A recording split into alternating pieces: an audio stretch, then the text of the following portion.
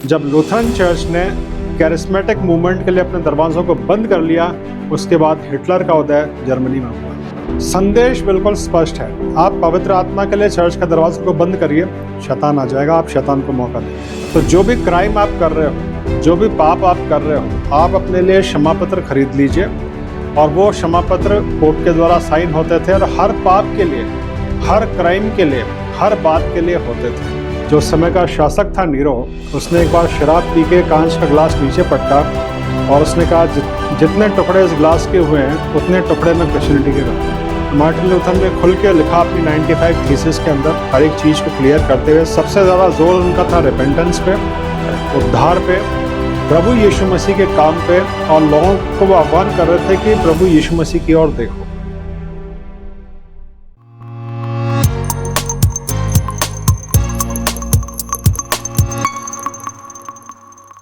Praise the Lord. जेम्सी की स्वागत है आपका एक और बार विजनरी रेडियो टीवी के इस खास प्रोग्राम जिसका नाम है let's talk today. Let's talk today में बात होती है खास, और वो भी बड़ी बात।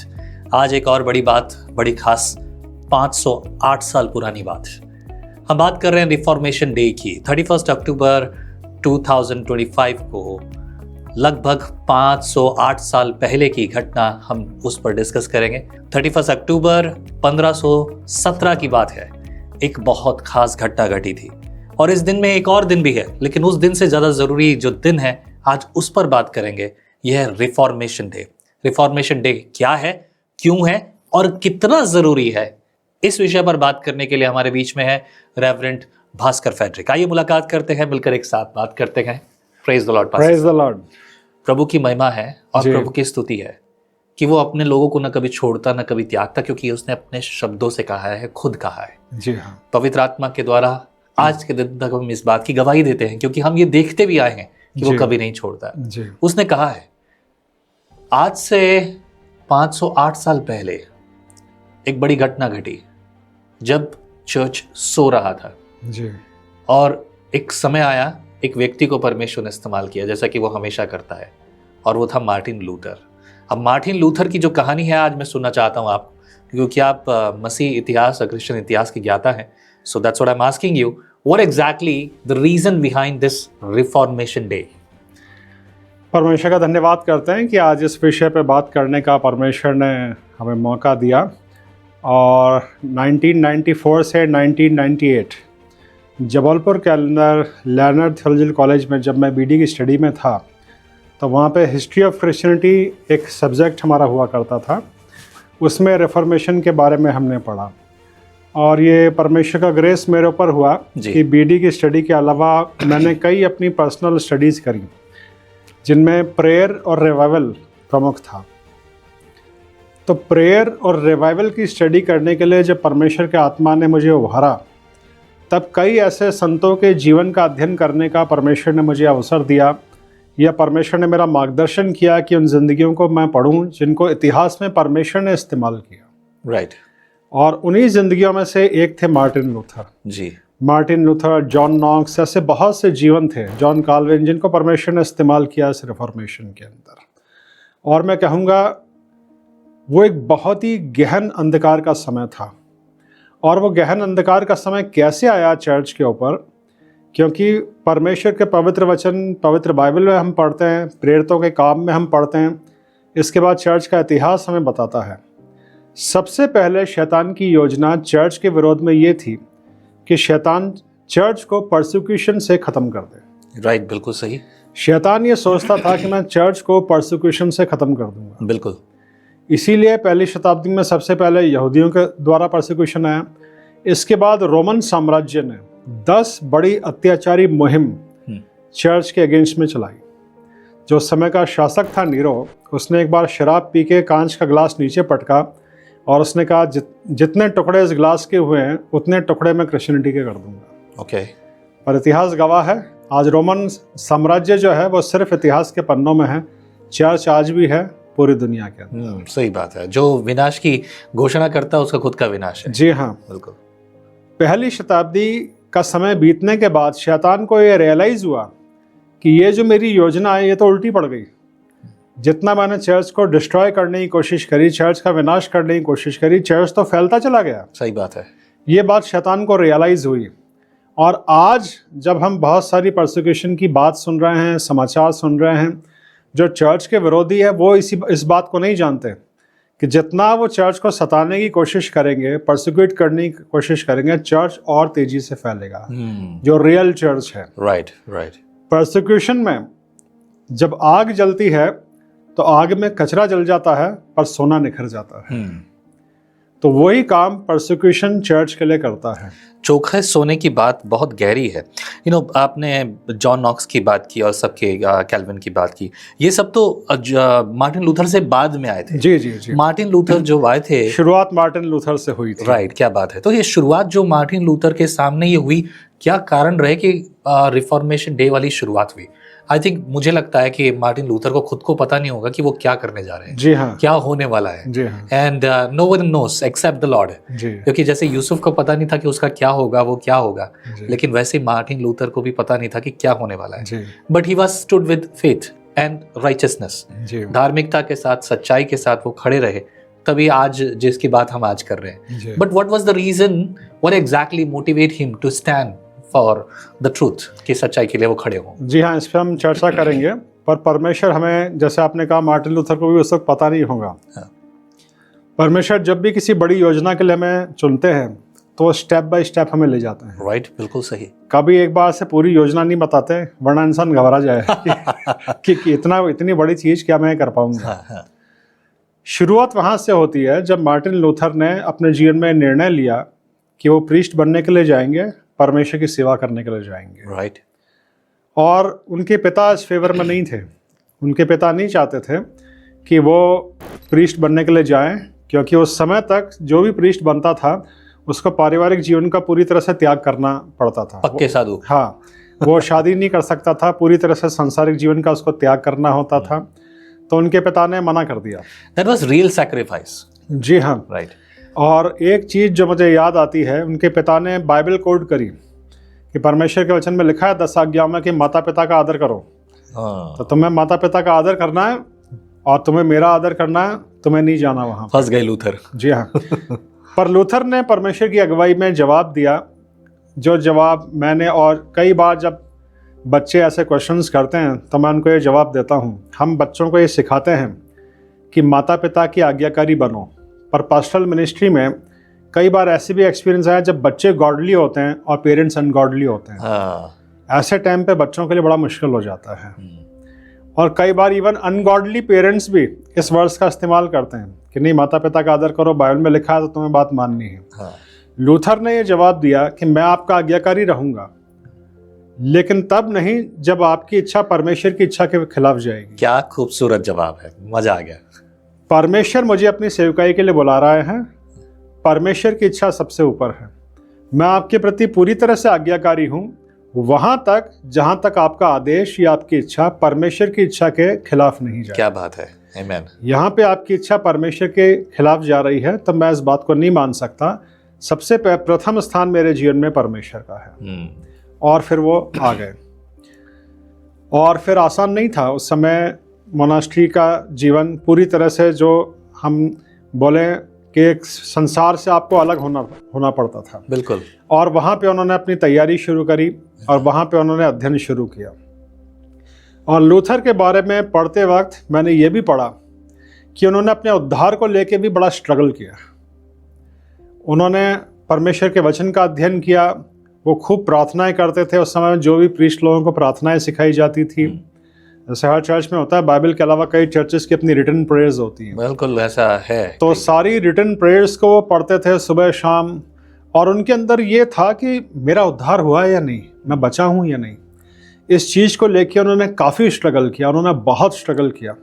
खूब वो प्रेयर करते थे और सारा काम वो दिलो जान से करते थे। जो भी काम उनको दिया जाता था, चाहे वो साफ़ सफाई का हो, चाहे किसी भी चर्च में कोई भी व्यवस्था का कोई भी काम, वो इस उससे करते थे कि मुझे इससे साल्वेशन लेना है। उन्होंने अपने आप को झोंक दिया कामों में, हर तरह के कामों में, कि मुझे साल्वेशन चाहिए। इसके बाद उनकी इस स्ट्रगल और जद्दोजहद के बीच में परमेश्वर के वचन का प्रकाशन उनके ऊपर आया जब उन्होंने रोमियो 1:17 को पढ़ा, जहाँ पे लिखा है, धर्मी जन विश्वास से जीवित रहेगा। और वो लैटिन भाषा में पढ़ते थे जी, क्योंकि उस समय लैटिन भाषा में बाइबल थी और केवल प्रीस्ट के लिए जी, थी, जी। राइट? प्रीस्ट लोगों को ये, जी हाँ, रिफॉर्मेशन की सारी शुरुआत इसी हुई। उस समय तक सिर्फ प्रीस्ट लोग ही बाइबल पढ़ते थे। राइट। गहन अंधकार की शुरुआत ही वहाँ पे हुई जब चर्च वचन से हट गया और प्रीस्ट लोगों ने, पोप ने, जो चर्च के उस समय के मुखिया थे, उन्होंने सिखाना कि नहीं, वचन सिर्फ हम पढ़ेंगे ताकि हम अपनी इच्छा से लोगों को बताएंगे कि तुम ये करो, तुम वो मत करो। Because we are holy people. हाँ, we are holy people, you are unholy. जी हाँ, जी हाँ। तो मार्टिन लूथर ने जब परमेश्वर के वचन का अध्ययन जब वो कर रहे थे और जब वो अपने आत्मिक द्वंद्व में थे कि मेरा उद्धार हुआ या नहीं, मैं इतने काम कर रहा हूँ, मैं इतनी प्रार्थनाएं कर रहा हूँ, तब परमेश्वर के इस वचन का प्रकाशन उनके ऊपर आया कि मेरी प्रार्थनाओं से नहीं, मेरी धार्मिकता से नहीं, उद्धार मुझे सिर्फ परमेश्वर की दया से और परमेश्वर के अनुग्रह से मिलेगा। रोमियो 1:17, और मुझे जो करना है वो सिर्फ विश्वास करना है। सो 7 पिलर्स जो उनके आते हैं, वो जो उन्होंने उसमें उनकी थीसिस में लिखे, उनमें से ये एक पिलर भी है। हाँ, ग्रेस। हाँ, ग्रेस के द्वारा, अनुग्रह के द्वारा। क्या खूबसूरत बात है। जी हाँ। मतलब यही तो शुरुआत होती है। तो वेल, इसके बाद और इसीलिए रोमियो की पत्रिका के ऊपर उन्होंने बड़ा जोर दिया, क्योंकि आज भी जब हम पढ़ते हैं तो इस बात को पाते हैं, क्रिश्चियन डॉक्ट्रिन हमें सबसे अच्छी तरीके से रोमियो की पत्री में देखने को मिलती है। रोमियो की पत्री, उसके 3रा अध्याय पूरा उद्धार को एक्सप्लेन करता है। रोमियो 1:17 में लिखा है, विश्वास से धर्मी जन जीवित रहेगा। राइट।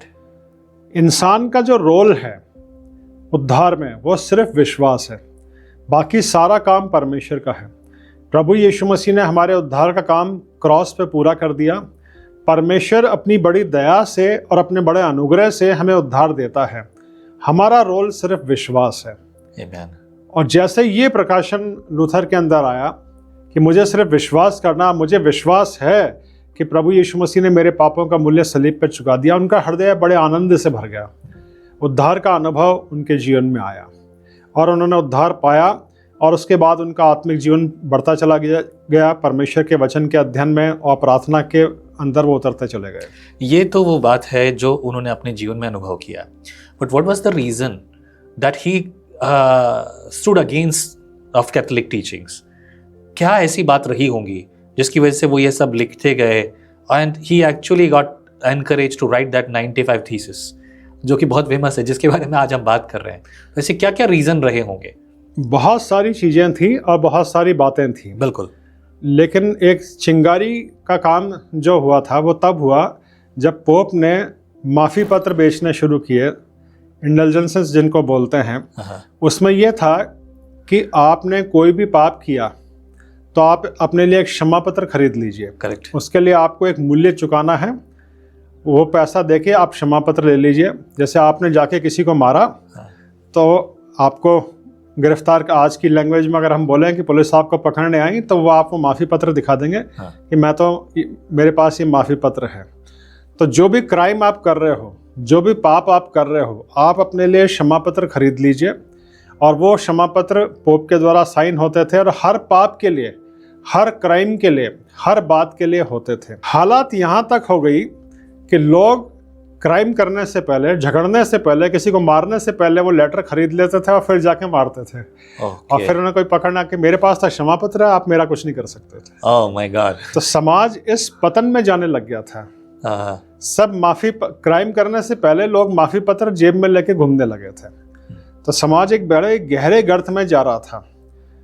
और लूथर, जिनको सच्चाई पता थी, उनको साफ साफ पता था कि ये सब गलत हो रहा है। ये माफी पत्र बेचने के पीछे मैं जहाँ तक देख रहा हूँ कि उस समय पोप और उनके सब लोगों ने एक बहुत बड़े चर्च का प्लान जो है कंस्ट्रक्शन प्लान किया था। That was Peter's church, Saint Peter's church. उसके लिए उनको धन की आवश्यकता थी। राइट। तो उस धन को जुटाने के लिए उन्होंने ये योजना बनाई जो पूरी तरह से सांसारिक थी, व्यापारिक थी और इविल भी थी, है ना, जो गलत थी, परमेश्वर के वचन के अनुसार गलत थी और पूरी तरह से गलत थी। तो ये सब जब हुआ तो इसके अगेंस्ट में उन्होंने 95 थीसिस 31 अक्टूबर को चर्च के दरवाजे पे लगाए जहाँ पे वो प्रीस्ट थे।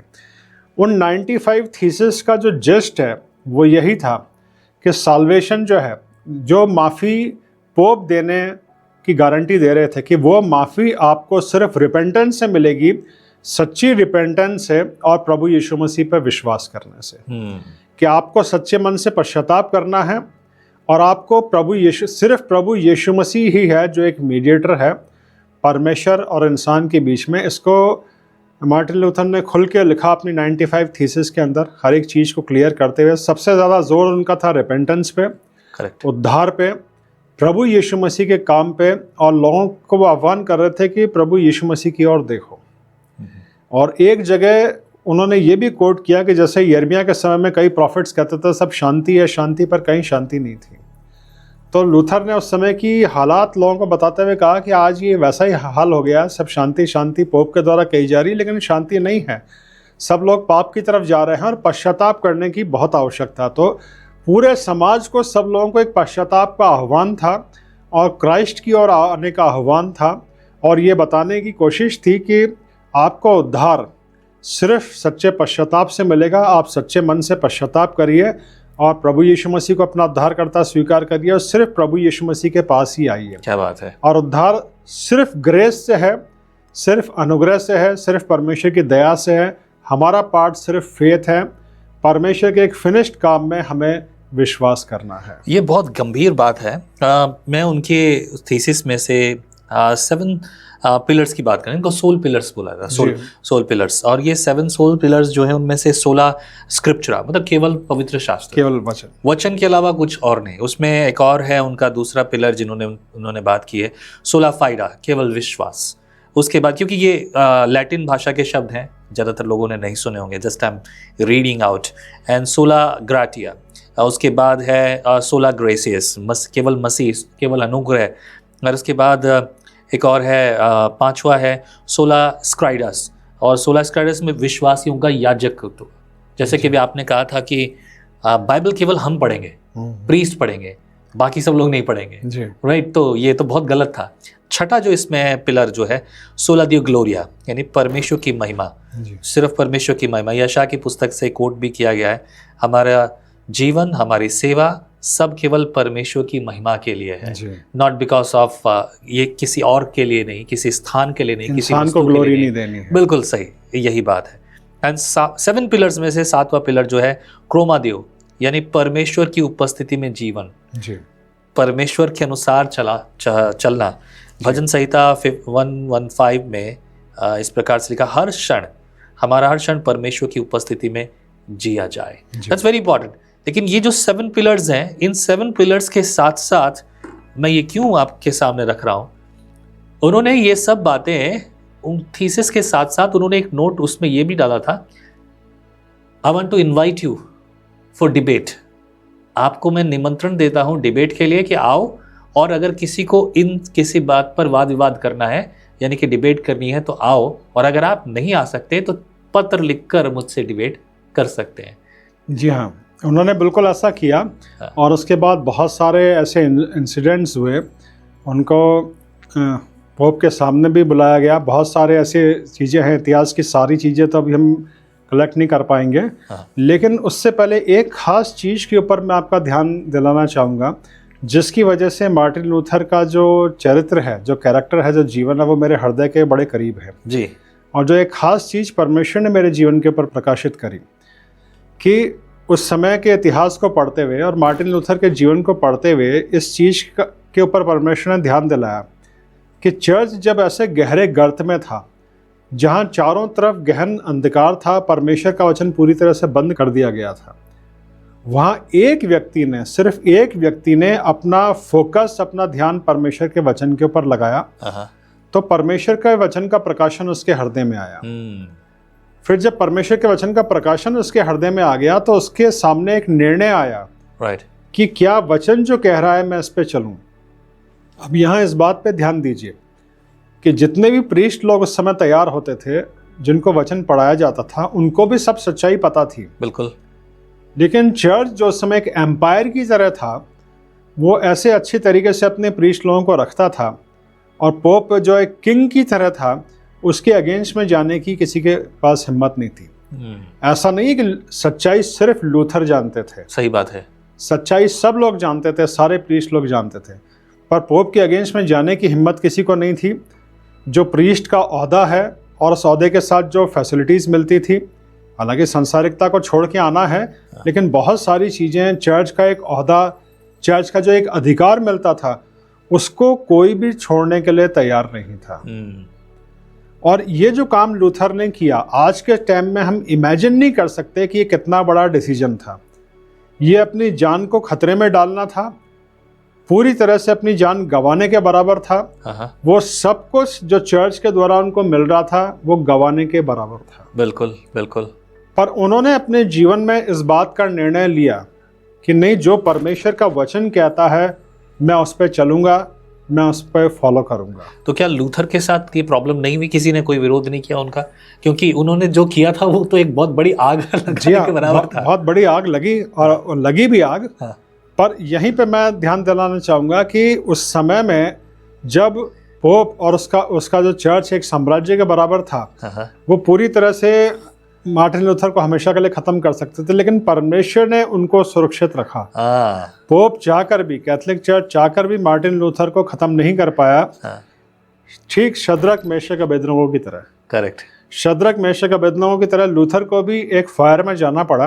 बिल्कुल। पर परमेश्वर ने उस फायर में लूथर को सुरक्षित रखा। जंगलों में घूमते रहे, खाने को ठिकाना नहीं, बैठने को ठिकाना, जान बचा के भागना पड़ा। कई अलग अलग जगह उनको छिपा के रखा गया। परमेश्वर ने उनके लिए भी ऐसा सहयोगी दिए जिन्होंने उनको बचाया, जिन्होंने उनको भगाया। और बहुत सारी ऐसी चीज़ें हैं, लेकिन उन सारी बातों का, घटनाओं का या इतिहास का विस्तार से अध्ययन करने के बजाय मैं खास इस चीज़ पे ध्यान दिलाना चाहूँगा कि एक आदमी ने गहन अंधकार के अंदर परमेश्वर के वचन पे अपना फोकस किया और उसने निर्णय लिया अपने जीवन में कि मैं परमेश्वर के वचन के अनुसार चलूँगा। वहाँ से रिफॉर्मेशन शुरू हुआ। सही बात है। आज के समय में ये मेरे और आपके लिए और सब लोगों के लिए, पूरे मसीह समाज के लिए, चर्च के लिए एक बहुत बड़ा संदेश है। आज जब हम कहते हैं कि हम प्रोटेस्टेंट चर्च के, क्योंकि चर्च उसके बाद दो भागों में बट गया, जैसे आपने कहा, उस समय लूथर की योजना नहीं थी। करेक्ट। कि वो कैथोलिक चर्च से अलग हो, लेकिन ये नाम कैथोलिक्स का दिया गया कि क्योंकि उन्होंने प्रोटेस्ट किया तो ये प्रोटेस्टेंट हैं। प्रोटेस्टेंट। लेकिन आज के समय में प्रोटेस्टेंट चर्चेस को भी रिफॉर्म की बहुत ज़रूरत है। आज के समय में भी, राइट। आज के समय में सारे, चाहे वो कोई भी चर्च हो, चाहे आप पेंटिकॉस्टल्स कह लीजिए, चाहे आप मेथोडिस्ट कह लीजिए, चाहे आप CNI CSI कह लीजिए, तमाम वो चर्चेस जो अपने आप को रिफॉर्म चर्चेस कहते हैं, उनको रिफॉर्मेशन की बड़ी ज़रूरत है, क्योंकि उन्होंने वचन को छोड़ दिया है। और हर चर्च को, हर प्रीस्ट को, हर एक विश्वासी को ये देखने की ज़रूरत है कि जो परमेश्वर के वचन में लिखा है क्या हम उसी के अनुसार कर रहे हैं। करेक्ट। एक व्यक्तिगत सुधार, व्यक्तिगत आत्मिक जागृति, पहले पर्सनल रिवाइवल है, उसके बाद बाहर रिवाइवल आएगा। एक व्यक्ति जब अपने अंदर पहले से बदलेगा, उसके बाद रिवाइवल बाहर आएगा। करेक्ट। क्या बात है, सही। तो हर एक व्यक्ति को पहले अपने हृदय को, अपने मन को, अपने हृदय को जांचना है, जीवन को जांचना है, हर एक प्रीस्ट को जांचना है कि जो वचन में लिखा है वो मैं कर रहा हूँ या नहीं कर रहा हूँ। 25 साल एक मेनलाइन चर्च में पासबान होने के नाते मैंने इस चीज़ को देखा कि बहुत से ऐसे प्रीस्ट हैं जो सच्चाई जानते हैं। वो जानते हैं कि जो वचन में लिखा हुआ है वो हम नहीं कर रहे हैं, लेकिन अपनी ऑर्गेनाइजेशन के खिलाफ या सो कॉल्ड चर्च के खिलाफ या अपने बिशप्स के खिलाफ वो बोलने से डरते हैं। उनको पता है कि ये गलत कर रहे हैं, ये वचन के अनुसार नहीं हो रहा है। उस समय लूथर के अलावा कई लोगों को पता था कि पोप गलत कर रहा है, पर उन्होंने उस गलत को बोलने का साहस नहीं किया। पर लूथर ने अपने जीवन में एक बड़ा निर्णय लिया कि जो वचन में लिखा है मैं उस पर चलूँगा और मैं वचन को फॉलो करूँगा। ये पूरी तरह से अपनी जान गंवाने के बराबर था, पर अपनी जान की परवाह किए बिना जब उन्होंने ये स्टेप लिया, परमेश्वर ने उनको सुरक्षित रखा और एक बड़ी आत्मिक जागृति के लिए, जिसको हम रेफॉर्मेशन बोलते हैं, उसके लिए परमेश्वर ने उनको इस्तेमाल किया। आज की तारीख में भी कोई भी कलीसिया, कोई भी चर्च, चाहे कितने भी गहन अंधकार में चले जाए, हर एक व्यक्ति को, प्रीस्ट को, कलीसियाओं को ज़रूरत है सिर्फ परमेश्वर के वचन पे फोकस करने की। परमेश्वर के वचन का प्रकाशन अपने हृदय में आने दें, अपने मन में आने दें, अपने जीवन में आने दें और निर्णय लें कि हम अपने जीवन में सिर्फ वचन के अनुसार चलेंगे। मैं आपको जर्मनी की एक घटना बताऊं, जहाँ से मार्टिन लूथर थे और ये वहाँ से ये लूथरन चर्च चला। जर्मनी के अंदर एक बहुत बड़ा रिवाइवल आने वाले समय में जब आया, अभी एग्जैक्ट डेट मैं रिकलेक्ट नहीं कर पा रहा हूँ, और जिसको आने वाले टाइम में कैरिस्मेटिक मूवमेंट बोला गया, जब ये एक बड़ी आत्मिक जागृति जर्मनी के अंदर आनी शुरू हुई, लूथरन चर्च ने उस बड़ी आत्मिक जागृति के लिए अपने दरवाज़ों को बंद कर लिया। ओह, कि ये आत्मिक जागृति, ये जो कैरिस्मेटिक मूवमेंट है जिसमें हीलिंग्स हो रही थी, मिरेकल्स हो रहे थे, साइन वंडर्स हो रहे थे, उन्होंने कहा नहीं, ये हमारे लिए नहीं है, लूथरन चर्च उसको सपोर्ट नहीं करता है। वाह। और इतिहास बताता है, जैसे परमेश्वर ग्रेस रहा, इतिहास की कई घटनाओं को मैंने पढ़ा है, जब लूथरन चर्च ने कैरिस्मेटिक मूवमेंट के लिए अपने दरवाज़ों को बंद कर लिया, उसके बाद हिटलर का उदय जर्मनी में हुआ। आप ये कहना चाह रहे हैं कि जिस चर्च की नींव इस बात पे डली है, जो असली बाइबल की वचन की नींव पर डली है, उसी ने परमेश्वर के वचन के कार्य जो हो रहे हैं उसके खिलाफ बात की कि बोले ये हाँ, कि ये चिन्ह और चमत्कार हमारे लिए नहीं है, ये हीलिंग मिनिस्ट्री, ये सब हमारे लिए नहीं है। और एक जो खास बात मैं कहना चाहूँगा कि जब उन्होंने अपने चर्च के दरवाजे इस रिवाइवल मूवमेंट के लिए, इस कैरिस्मेटिक मूवमेंट के लिए बंद किए, उसके बाद हिटलर का उदय जर्मनी में हुआ। संदेश बिल्कुल स्पष्ट है, आप पवित्र आत्मा के लिए चर्च के दरवाजों को बंद करिए, शैतान आ जाएगा, आप शैतान को मौका देंगे। There is no doubt at all, ये पूरी दुनिया में हो रहा है, आज भारत में भी यही हो रहा है। पर क्या मैं बात करूं, कैरिस्मेटिक मूवमेंट की बात हम करें, खास तौर से सबसे ज़्यादा भी फेमस है पेंटिकॉस्टल। मैं खुद भी पेंटिकॉस्टल हूँ, ठीक है, लेकिन बहुत सी चीज़ों में मैं भी एग्री नहीं करता, क्योंकि मैं वहाँ से आया हूँ। जब तक मैं नहीं जानता था तब तक था, लेकिन अभी मैं वही हूँ, मैं आज भी डिनाई नहीं करता इस बात को। लेकिन सवाल ये है, क्या और भी बहुत से चर्चेस नहीं है जिन्होंने कैरिस्मेटिक मूवमेंट को बोला नहीं, ये हमें नहीं चाहिए, they just keep themselves away from that? Is that right? Luther के जीवन से जो हमें सीखने को मिलता है, जो परमेश्वर का वचन भी हमें अगुवाई करता है, चर्च चाहे कोई भी हो, चाहे वो मेथोडिस्ट हो, चाहे वो लूथरन हो, चाहे वो कोई कैरिस्मेटिक हो, चाहे पेंटिकॉस्टल हो, सबको वचन में देखना है। करेक्ट, बिल्कुल सही। आज कई पेंटिकॉस्टल चर्चेस भी ऐसे हैं जो वचन की शिक्षा को अलग रख के सिर्फ प्रेजेंट वर्शिप में, प्रोग्राम्स में, कई ऐसे ही प्रचारक हो गए जो कहते हैं सिर्फ प्रेजेंट वर्शिप करो, सिर्फ प्रेजेंट वर्शिप करो, और सारे अपने चर्च में हर तरह के उनके पास इंस्ट्रूमेंट्स हैं, सब कुछ है, पर परमेश्वर के वचन को उन्होंने किनारे कर दिया, जो उनके पतन का कारण बन रहा है। मैं सहमत हूँ इस बात पे। इवन बाइबल भी नहीं खोलते, एंड वन बाइबल वर्स ले लिए और उसी पर वो बोले जा रहे हैं। Now it is not word of God, और it is like self revelation, खुद का कि भाई मुझे ये है, मुझे ये मिला है, और कहानियाँ पे कहानियाँ। ये परमेश्वर का वचन नहीं है, ये तरीका नहीं है। आप बहुत अच्छे मोटिवेशनल स्पीकर हो सकते हैं, but that's not how we preach the word of God. और अगर ऐसा कोई करता है तो गलत है, लेकिन सुनने में यही अच्छा लगता है, और जो कि बहुत बुरी बात है। What you say about this? जी, जिन 7 पिलर्स की भी आप बात कर रहे थे, हाँ, लूथर ने क्यों वो 7 पिलर्स रखे? उन्होंने बोला स्क्रिप्चर ओनली, परमेश्वर का वचन है जिससे हमें उद्धार मिलता है, परमेश्वर के वचन से हमारे जीवन का निर्माण होता है, राइट। और अंतिम में आपने कहा कि प्रभु की पवित्र उपस्थिति में बने रहना, उसकी उपस्थिति में चलना, राइट। तो ये चीजें उद्धार पाने के बाद हमारे आत्मिक जीवन का निर्माण करती है। हाँ, क्योंकि उद्धार पाने के बाद ये बड़ा स्पष्ट है परमेश्वर के वचन में, रोमी की पत्री उसके 8वें अध्याय में लिखा है कि हमारी लाइफ से परमेश्वर का पर्पस क्या है, कि हमारे अंदर प्रभु यीशु मसीह का स्वरूप बने। क्या बात है। हाँ। और वो बनेगा परमेश्वर के वचन से लिखा है, इसलिए उन्होंने पहला लिया है 16 स्क्रिप्चरा, मतलब पहला केवल पवित्र शास्त्र, परमेश्वर के वचन ही शुरुआत है और अंतिम है, इसलिए त्रुटिहीन है, इसमें कोई घटी नहीं है, यही एक अधिकार है। इसके बाद दूसरी बात जो है केवल विश्वास, तीसरा केवल अनुग्रह, केवल मसीह, केवल विश्वासियों का याजकत्व, उसके बाद में है केवल परमेश्वर की महिमा, और अंत में जो उन्होंने 7वां दिया है वो दिया परमेश्वर की उपस्थिति में जीवन।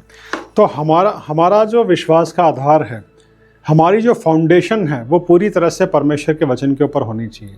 सही। प्रभु यीशु मसीह ने एक बहुत खूबसूरत उदाहरण दिया कि 2 व्यक्तियों का, एक बुद्धिमान है, एक मूर्ख है। बुद्धिमान कौन है? जो वचन को सुनने के बाद उसका पालन करता है।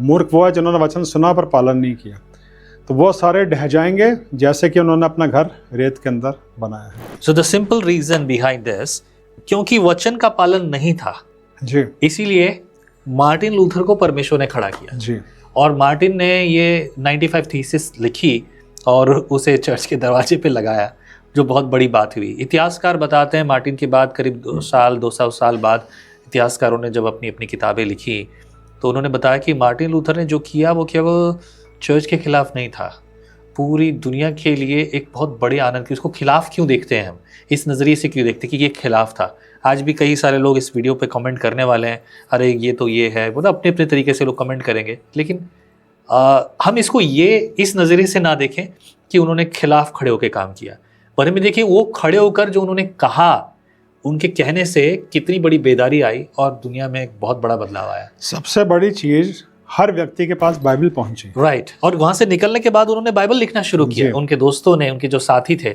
और बाइबल लिखना शुरू किया। इंग्लिश में ट्रांसलेशन हुआ और फिर दूसरी भाषाओं में ट्रांसलेशन हुआ, and that's how we got the Bible today. Well, there are lot, अभी भी बहुत सी बातें हैं बात करने के लिए। देयर आर कुछ मेनलाइन चर्चेस के बिलीवर्स भी हैं जिन्हें सच पता है, और आज भी ऐसे बिलीवर्स हैं जिनको आप छोड़ के आए हो कि भाई अगर हम चर्च नहीं जाए तो हमको दफनाएगा कौन, जलाएगा हमारे को, ये सब कौन करेगा, क्या हमको दूसरा कुछ करना पड़ेगा। So these kind of audience है ना, इस तरह की जो ऑडियंस है उनके लिए आप क्या कहेंगे? एक ही संदेश है, परमेश्वर के वचन से प्यार करिए। राइट। परमेश्वर का वचन पढ़िए, क्योंकि इसी वचन में लिखा है, वचन से ही पूरी सृष्टि की रचना हुई। राइट। वचन में निर्माण करने की सामर्थ्य है। वचन परमेश्वर की रोशनी है। चाहे कितना भी गहन अंधकार हो, जैसे इतिहास में उस समय चर्च में गहन अंधकार था, हम सोच नहीं सकते आज के समय में कि वो अंधेरा कैसा बड़ा था, लेकिन वो अंधेरा उजाले में बन गया। कैसे? वचन के द्वारा।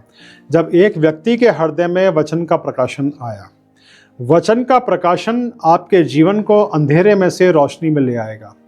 वचन जब भी आप पढ़ने के लिए बैठते हैं, एक प्रार्थना जरूर करिए कि परमेश्वर पिता मुझे अपने वचन का प्रकाशन दीजिए। आमीन। परमेश्वर पिता मुझे अपने वचन का प्रकाशन दीजिए। मैं हमेशा अपने लोगों को सिखाता हूं कि जब भी आप वचन पढ़ने बैठें, ये प्रार्थना भी करें कि पवित्र आत्मा मुझे वचन को सिखाइए। आमीन। मैं और आप अपने ज्ञान और बुद्धि से इस वचन को नहीं समझ सकते मेरे प्रियो, लेकिन पवित्र आत्मा हमें दिया गया है एक सहायता के लिए। वो इस संसार में हमारा शिक्षक है। पवित्र आत्मा से प्रार्थना करके वचन को पढ़ना शुरू करिए, और जितना आप वचन पढ़ेंगे, ये वचन इस जीवन में जीने के लिए आपका मार्गदर्शन करेगा। जैसे कोई भी चीज़ आप खरीदते हैं, उसके साथ आपको एक मैनुअल मिलता है, गाइड मिलता है। इस जीवन को कैसे जीना है, वो ये वचन बताता है। चाहे आप किसी भी लेवल पे हों, चाहे आप उद्धार को ढूंढ रहे हों, उद्धार पा चुके हों, आप न्यू बिलीवर्स हों, या आप किसी भी गहराई में हों, सबके लिए ये वचन है। और इसके लिए सबसे अच्छा उदाहरण है यहेजकेल नबी के अंदर। परमेश्वर यहेजकेल को एक दर्शन दिखाते हैं, अपनी नदी में उतारते हैं। पहले वो टकनो टकनो चलते हैं, फिर घुटनों पे, फिर कमर पे, फिर तैरने लायक जल में। तो आप चाहे किसी भी लेवल पे हों, परमेश्वर के हर लेवल के लिए वचन में है। पर इस पे फोकस करिए और लूथर की तरह ये निर्णय लीजिए अपने जीवन में कि मुझे वचन पे चलना है। तब आपको कोई नहीं रोक पाएगा, और आपकी आत्मिक जीवन की जो आत्मिक जीवन का स्थान है, उसका मुकाबला कोई नहीं कर पाएगा। That's beautiful, right. लेकिन अगला सवाल बाकी है। इसी 31 अक्टूबर को एक और दिन माना जाता है, और वो है हैलोवीन। हैलोवीन एक बड़ी समस्या भी है और बड़ा जवाब भी है।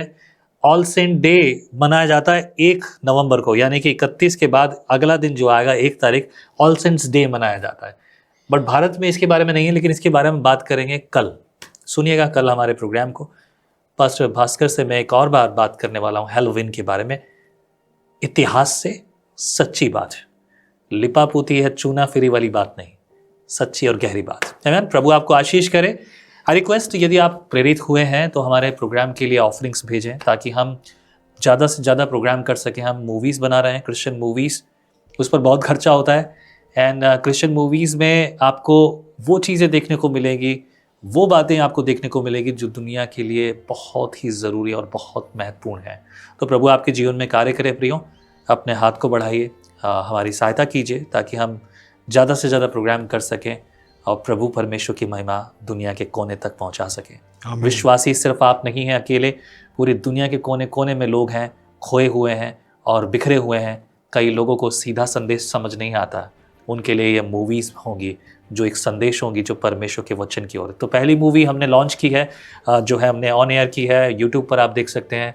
प्ले द फ्लूट, उसे पूरा विजनरी स्टूडियो में डब किया गया है, और पास्टर साहब की आवाज़ उसमें है। मेरी आवाज़ भी अगर आप पहचान ले तो मैं भी हूँ उसमें। एंड बहुत सारे लोग हैं, हम सब ने बहुत मेहनत की है, so invest yourself in the kingdom of God. देखो प्रतिफल बड़ा है। आमीन। प्रभु आपके जीवन में कार्य करे, प्रभु सहायता करे। हर महीने हम आपके लिए कोई ना कोई मूवीज़ या टीवी शोज़ हिंदी भाषा में लाने की कोशिश करेंगे। आमीन। आमीन। Praise the Lord. बहुत बहुत शुक्रिया इस Thank you एपिसोड so में much. साथ बने रहने के लिए। आमीन। प्रभु आप सबको भी आशीष करे। अगर आप चाहते हैं कि मैं आपके लिए प्रार्थना करूं, नीचे लिखे नंबर पर आप अपनी प्रेयर रिक्वेस्ट भेज सकते हैं। फ़ोन मत कीजिए, सिर्फ व्हाट्सएप पर मैसेज कीजिए। यदि आपको ऑफरिंग भेजनी है तो इसी नंबर पर आप ऑफरिंग भेज सकते हैं। डिस्क्रिप्शन में आपको अकाउंट डिटेल भी मिलेंगे। प्रभु आशीष करे। Praise the Lord. Praise the Lord.